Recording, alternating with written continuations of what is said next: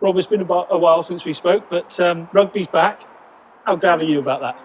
Yeah, we're all pretty happy about it, to be fair.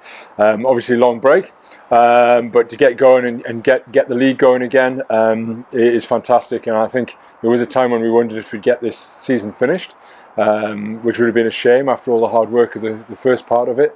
But gladly we've managed to get the end of this one in. So we're up and running now, and looking forward to the rest of the games. There was only so much pre-season you can do, and you've done quite a big one there. But you've got footage now to work with, and you've had your first game. Was there bits and pieces that you've used this week now to it was. It was a bit of a weird game because for me there was tons, because there was an absolute load of set piece. Obviously, like 40 lineouts in the game, which is a bit unusual, but mainly because of penalties and the ball being kicked off the pitch, Leicester kicking the ball off. So it was a bit of a stop-start game, but still plenty to look at, plenty to work on. And to be fair to the lads, I mean, we haven't had to sort of reinvent the wheel and recover a lot of stuff. It's really about making sure, just getting right mentally and fine-tuning, because they've come back in post break in really good order. They've trained really hard while they've been off, and then we've come back together and they've been fantastic, and really have picked things up where we left off. So looking forward now to getting a bit more footage, maybe a bit more ball in play against a tough Sale side. You were tried and trusted pretty much that pack last week, with Johnny Gray coming in. We talked a lot about him in the build-up and that. But what a signing, and what will he bring? Yeah, he's an interesting one, because you can see he's going to be a great chief, because there's a lot of his attributes that he plays with already are already good sort of chief's attributes. His work rate is been reported widely, but he's got a very, very good rugby brain, and we place a lot of emphasis on the lads on understanding how we play and understanding the game and being good rugby players as well as good athletes. And he is that. I mean, he has picked things up really, really quickly. He's improving physically, and as he settles in and is learning all the different little bits and bobs that hold things together, I think you'll see him keep improving, and that's really exciting. As I say, he's already a good player, and I think there's a lot more to see. But also just how he blends with the rest of the lads. He fits the squad, he fits the pack. He fits in very nicely with the guys that we've got, and we're lucky that we've got a few combinations that can work there. But certainly our second row options at the moment are really, really strong. I read an interesting stat. I think 12 people have walked on the moon, and only 12 people have got past a Johnny Gray tackle in Pro 14.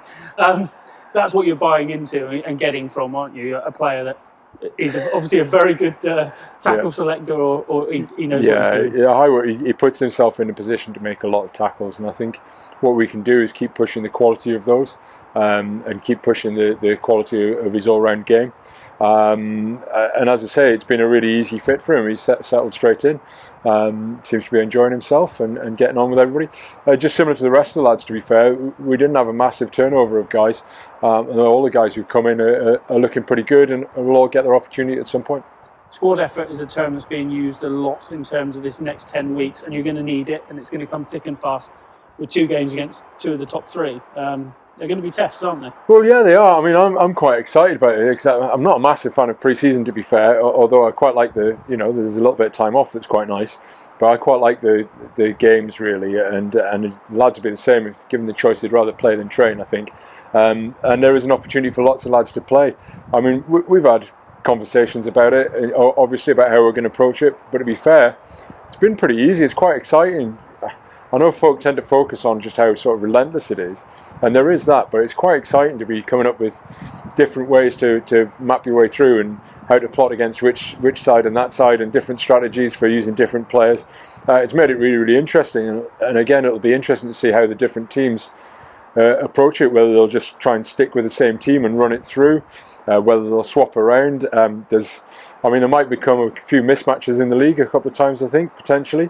But overall, it'd be quite interesting, and it would seem weird, having not had rugby for so long, to suddenly start complaining about how much rugby there is all of a sudden.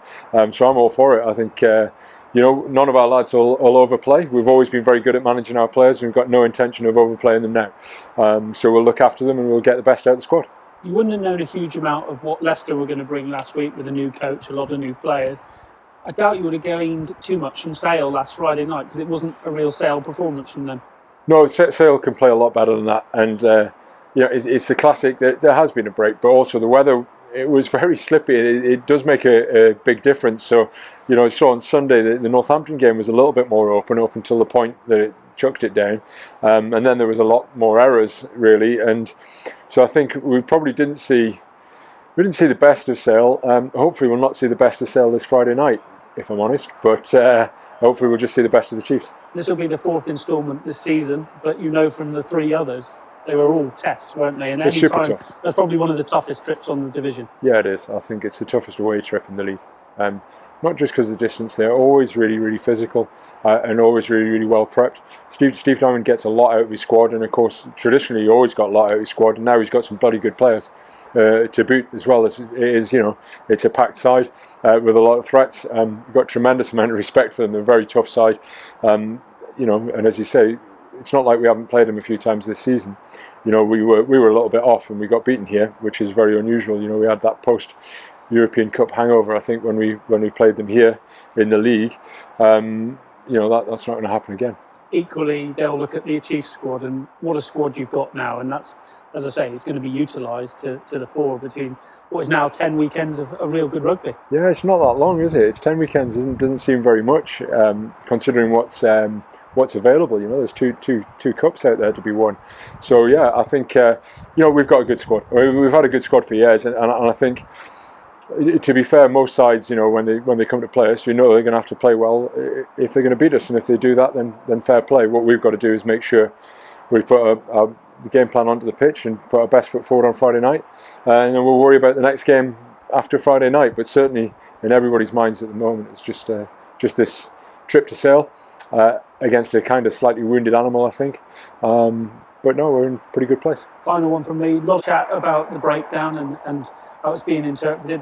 What did you make of that weekend? There's a lot of penalties around, but Rob said a lot of them were justified. Yeah, I think depending on which game you watched, if you took out quite a few reasonably insane penalties around the set piece, really, it wasn't like our game was tons and tons of breakdown pens. I think there's one or two players who've maybe got a bit carried away and thrown themselves on the floor to compete at things and getting penalised. But largely, a lot of the penalties have been good pens. I think there's a slightly different emphasis saying that if you want to have a go at the ball, you can do defensively. So that will inevitably result in more turnovers, but it probably result in more penalties as we go forward as sides adjust. I think the key thing is that there is a contest, and whilst there's a little bit of focus on it at the moment, the league doesn't take long to adjust. If they just leave it alone for a few weeks, what will happen is sides will get better at ball presentation, sides will get better on their clear out, earlier, faster clear out, and people will adjust to it. And then I think we'll see a settling down. Certainly there's opportunity there, but what we don't want to see is just people throwing themselves on the deck and killing every breakdown in the hopes that they can somehow win a turnover. Because, as our game showed at the weekend, a game where the ball is just kicked off the pitch 40 times isn't actually that much fun at all. And I think quite often with some of the law tweaks, the breakdown is one, but often around scrum and line out as well. There's a game that people have in their heads that they think they want, and most of the changes that they suggest come up with will get the exact opposite. What they'll actually get is less play, not more. Certainly around breakdown. I was going to say, probably the figures from last week's game are a bit skewed as well, because most sides will opt for a post, whereas we tend to go for the corner and keep going for the corner. So you look at it that way, can't you? Yeah, exactly. We're well documented that given the opportunity, we'll try and get the 5 points. And sometimes we got that balance right, and sometimes we got it wrong. But certainly, I think with the pens, let's leave it a little while. A few weeks, and then we'll see where it's at after a couple of weeks. I think there's quite a lot of chat around the games over the weekend about who was hot and who wasn't. It's really early to start making those sort of statements. I think we just need to let it happen for a few weeks and then see where we're at. England coaches have been in attendance at the games and in training this week. There's a lot of players here now for them to look at, isn't there? Yes, there is. Hopefully there's a few that they might pick for a change. Although God knows that'll leave us a little bit short at times, I think. To be fair, there's good dialogue with them, and obviously Matt Proudfoot started, he's new, so he's been in as well as Mitch, and I think there's a lot of good players in the league, and we think we've got good ones here who deserve a shot, but there is a lot of good English players out there, and I think actually the challenge is probably picking the best blend of them really for the England coaches is really, really key, because most of the lads are interchangeable. They could all play, but how well they work as a blend is something different. So we would hope to see some of our guys returning into that squad, and maybe one or two new ones as well.